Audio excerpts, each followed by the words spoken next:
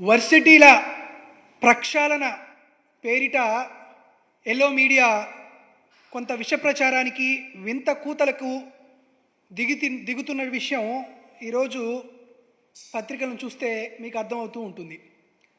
నిజానికి చంద్రబాబు నాయుడు ముఖ్యమంత్రిగా ఉన్నప్పుడు యూనివర్సిటీలన్నీ భూతల స్వర్గంగా ఉన్నాయన్నట్టు, జగన్మోహన్ రెడ్డి గారు ముఖ్యమంత్రి అయిన తర్వాత అవేదో బాగోలేనట్టు ఒక చిత్రీకరణ చేసేటువంటి విధంగా ఎల్లో మీడియా కొన్ని అసత్య ప్రచారాలకు పాల్పడుతుంది.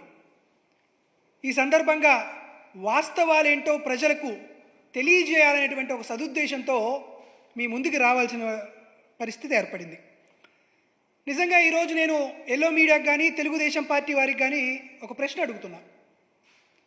యూనివర్సిటీలను ప్రక్షాళన చేయాలి అని అంటున్నారు, నిజమే. ప్రక్షాళన అంటే ఏమిటి? ఎస్వి యూనివర్సిటీ వైస్ ఛాన్సలర్ ఛాంబర్లోకి వెళ్ళి ఆయన్ని దుర్భాషలాడి ఆయన్ని దూషించడం ప్రక్షాళన అవుతుందా?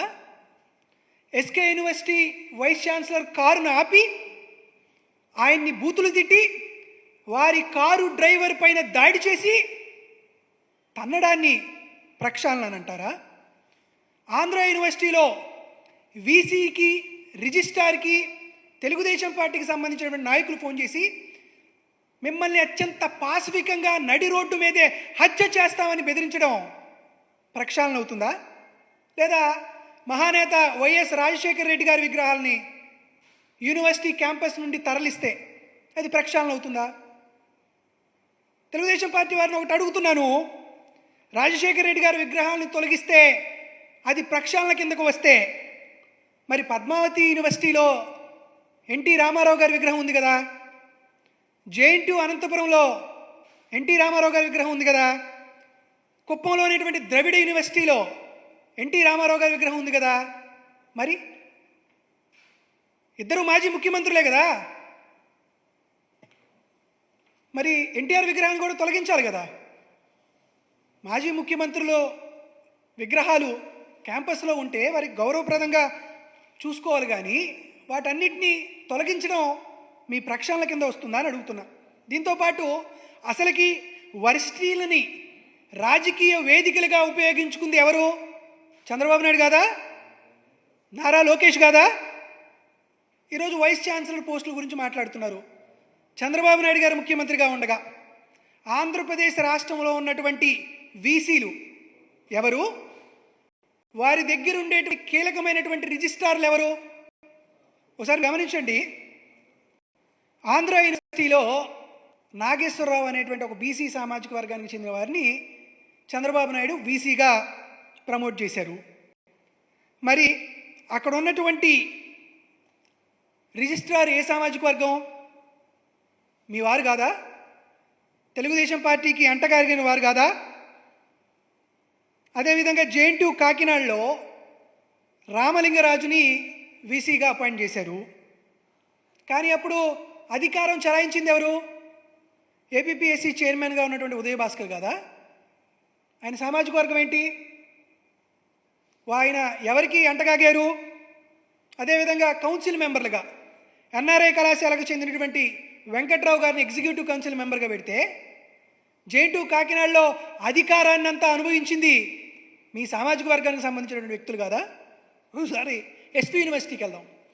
ఎస్పీ యూనివర్సిటీలో చంద్రబాబు నాయుడు గారు ముఖ్యమంత్రిగా ఉండగా దామోదర్ అనే అతను వీసీగా ఉంటే ప్రొఫెసర్ గారు దేవరాజులు అనురాధ అనేటువంటి ఇద్దరిని రిజిస్ట్రార్లుగా చేసి వారి చేత చక్రం తిప్పించి దామోదర్ గారిని పని చేయకుండా చేయించింది చంద్రబాబు నాయుడు గారు కదా. ఆ రిజిస్ట్రార్ల యొక్క సామాజిక వర్గం ఏంటి? జేఎన్టీయూ అనంతపురం చూద్దాం. పేరుకు మాత్రం ఒక ముస్లింని వైస్ ఛాన్సలర్గా పదవి ఇచ్చారు, కానీ అక్కడ కృష్ణయ్య అని ఒక బలమైనటువంటి మీ సామాజిక వర్గానికి చెందినటువంటి వ్యక్తిని, అతను జూనియర్ మోస్ట్ ప్రొఫెసర్ అయిన ఆయన్ని రిజిస్ట్రార్గా నియమించి జేఎన్టీయూ అనంతపురంలో మీరు అధికారాన్ని చలాయించలేదా? పెత్తందారులుగా వ్యవహరించలేదా? ఎస్కే యూనివర్సిటీకి వెళ్దాం. ఎస్కే యూనివర్సిటీలో సుధాకర్ బాబుని వైస్ ఛాన్సలర్గా వేరే వాళ్ళు ఉంటే సుధాకర్ బాబుని రిజిస్ట్రార్గా చేసి మాసినేని రామయ్యని ఎగ్జిక్యూటివ్ మెంబర్లుగా చేసి వైస్ ఛాన్సలర్ని డమ్మీలుగా చేసి వారి ప్రతిష్టను దిగజార్చి రిజిస్ట్రార్లతో నారా లోకేష్ కానీ చంద్రబాబు నాయుడు కానీ పెత్తనం చేసినటువంటి విషయాన్ని మీరందరూ మర్చిపోయారా అని మేము అడుగుతున్నాం. మీరు బూతు బంగ్లాలుగా యూనివర్సిటీలు మారిస్తే చదువుకి అత్యంత ప్రాముఖ్యత ఇచ్చినటువంటి ముఖ్యమంత్రిగా జగన్మోహన్ రెడ్డి గారు వీసీలని అదేవిధంగా యూనివర్సిటీలను అత్యున్నత స్థాయికి తీసుకెళ్లిన విషయాన్ని మీ అందరికీ మరొకసారి గుర్తు చేస్తున్నా. ఈ పక్కనే ఉంది నాగార్జున యూనివర్సిటీ. ఈ నాగార్జున యూనివర్సిటీలో చంద్రబాబు నాయుడు గారు ముఖ్యమంత్రిగా ఉండగా రోసయ్య అని ఒక బలమైనటువంటి సామాజిక వర్గానికి చెందిన వ్యక్తిని రిజిస్ట్రార్గా పెట్టి అక్కడ ఉన్నటువంటి వీసీని డమ్మీగా చేసినటువంటి వైనాన్ని ఆంధ్రప్రదేశ్ రాష్ట్రంలో ఉన్నటువంటి ప్రతి ఒక్కరికి ఇంకా గుర్తుందనే విషయాన్ని తెలుగుదేశం పార్టీ వారికి ఎల్లో మీడియాకి ఈ సందర్భంగా గుర్తు చేస్తున్నా. దీంతోపాటు యూనివర్సిటీలో ఈ సంస్కృతి తెచ్చింది ఎవరు? మీకు కొన్ని పేపర్లు చూపిస్తాను చూడండి. ఇది ఎస్కే యూనివర్సిటీ. శ్రీకృష్ణ యూనివర్సిటీలో చంద్రబాబు నాయుడు గారి అప్పుడు ముఖ్యమంత్రిగా ఉన్నప్పుడు 2014-19 ఉన్నప్పుడు చంద్రబాబు నాయుడు గారి జన్మదిన వేడుకలు క్యాంపస్లో నిర్వహించినటువంటి ఫోటో. రాజకీయాలను వేదికగా మార్చింది మీరు కదా. దీంతోపాటు మళ్ళీ ఎస్కేయులో నారా